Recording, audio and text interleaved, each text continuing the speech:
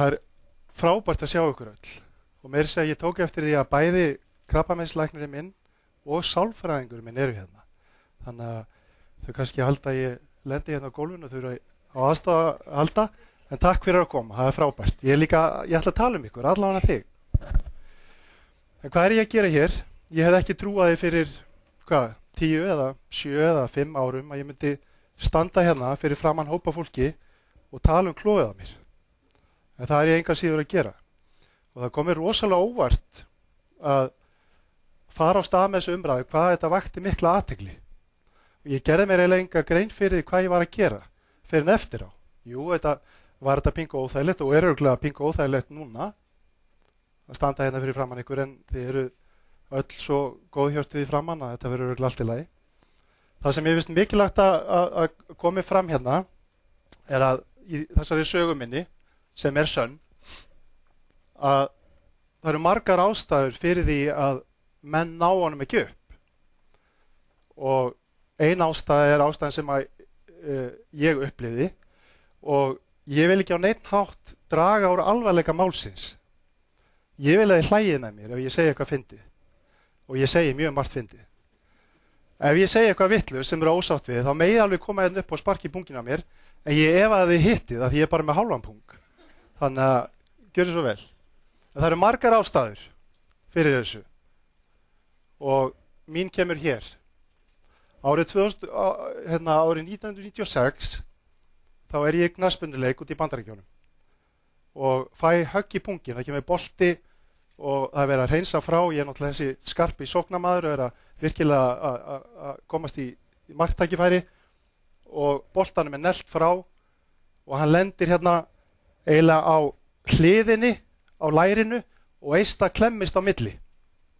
Og það var rosalegu sársauki í kringu þetta og ekki þessi venjulegi högg í pungin sársauki, það sem að datt niður og lyfti höndunum upp sem ég veit nú ekki hvað gerir, en maður gerði þetta alltaf og svo var þetta í lagi. Heldur þegar ég kom heim þá var blóð í þvægi og það hafði ég aldrei upplifað áður.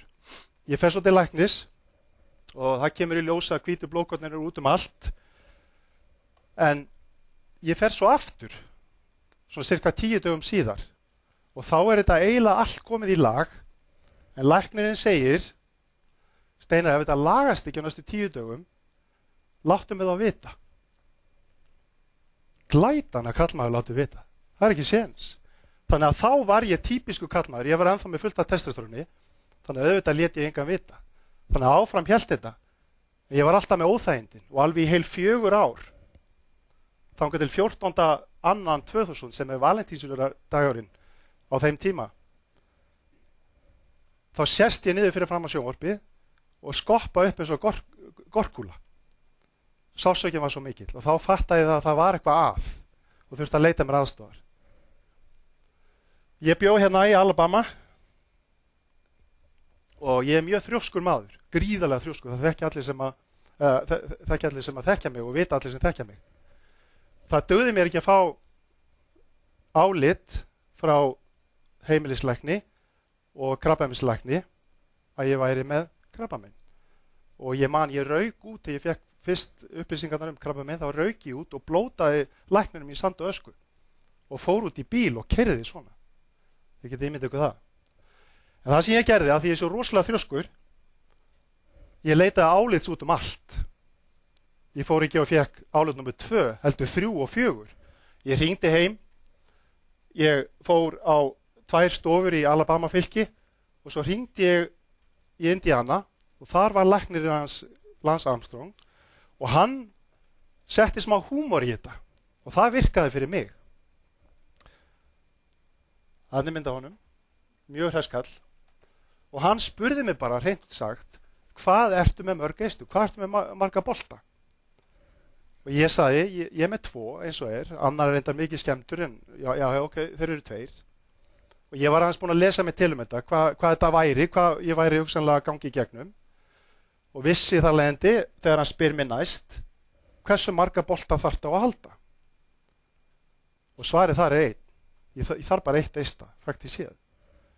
Þannig að hann segir bara við mig: Steinar, þú ert búin að svara spurningunni þinni sjálfur. og á nokkrum dögum þá er þetta allt yfirstaðið.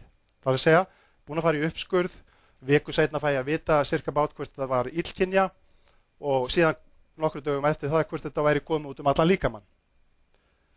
Þetta var bið, erfið bið, en það tókst. Og þegar allt var yfirstaðið, þá tekur þessi meðferð við, sem er svona að mínu viti svolítið óhefbundin, af því að ég fór hvorki í geislan í lyfjameðferð. Heldur settist ég niður með hverjum og einum lækninum og bað hann að segja mér tölfræðilega upplýsingar hvað myndi gerast ef ég myndi ákveða að fara ekki í geisla eða í lyfjameðferð eða ekki í lyfjameðferð og síðan bara láta fylgjast með mér. Og það kom í ljós að líkurnar á að ég myndi lifa af með því að gera ekki neitt, heldur bara eftirfylgni og fara í sneiðmyndatöku og röntgen með reglur í millibili, að þær voru yfirgnæfandi, lífslíkurnar voru yfirgnæfandi, þannig ég sleppti því. Og allt var eðlilegt, eða hvað. Já, nokkurn veginn.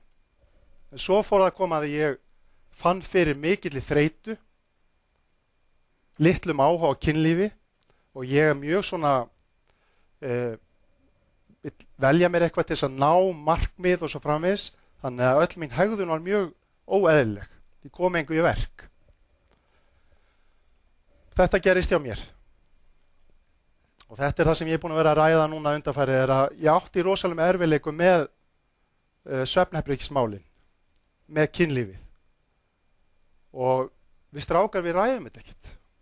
Það er eitthvað allt annað, ég er þreyttur eða ég þarf að vakna snemma á morgun eða ég er stressaður eða eitthvað. Það var aldrei rætt hérna raunverulega ástæðu.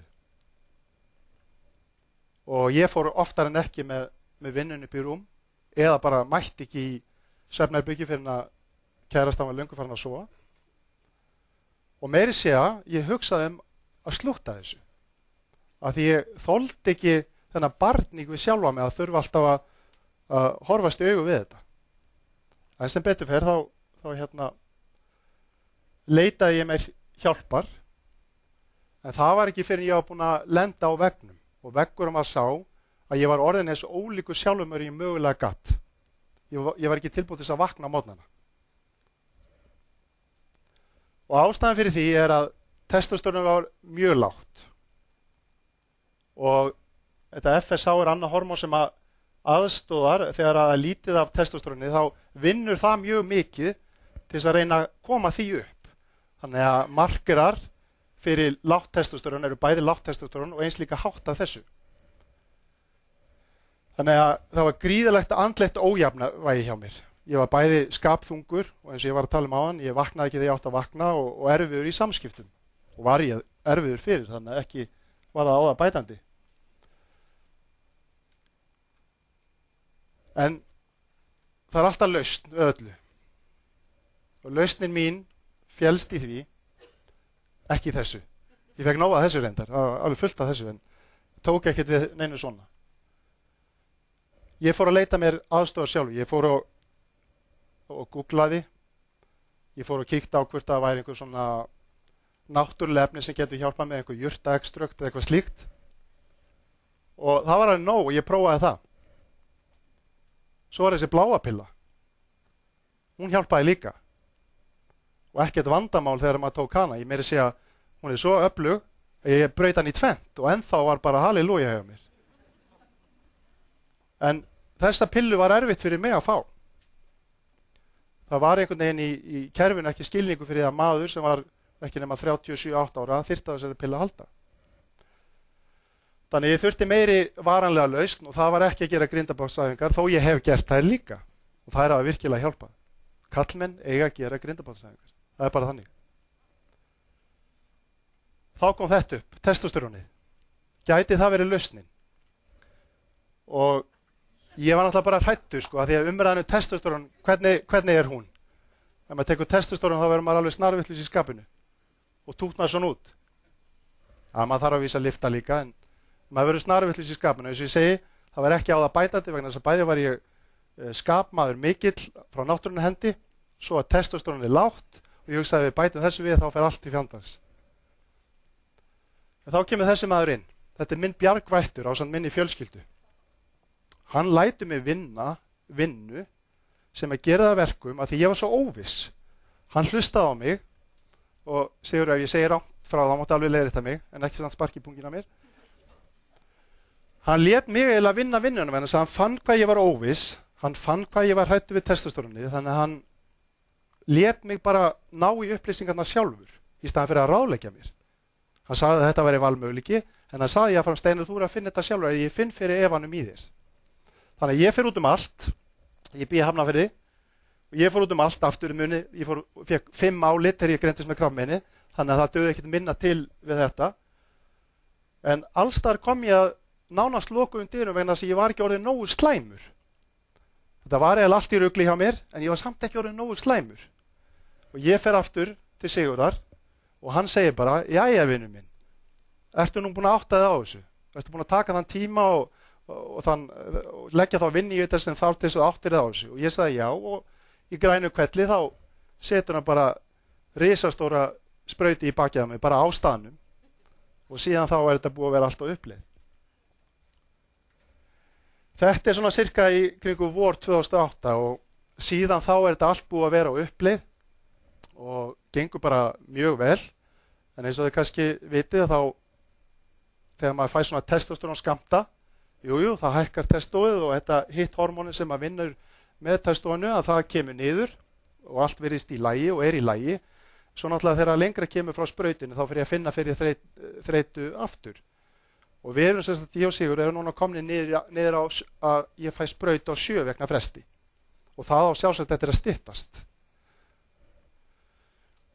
Þannig að nú er jafnvægið komið hjá mér svona nokkurn veginn, ég er náttúrulega ennþá snarvillis í skapinu en það er komið nokkuð gott jafnvægi.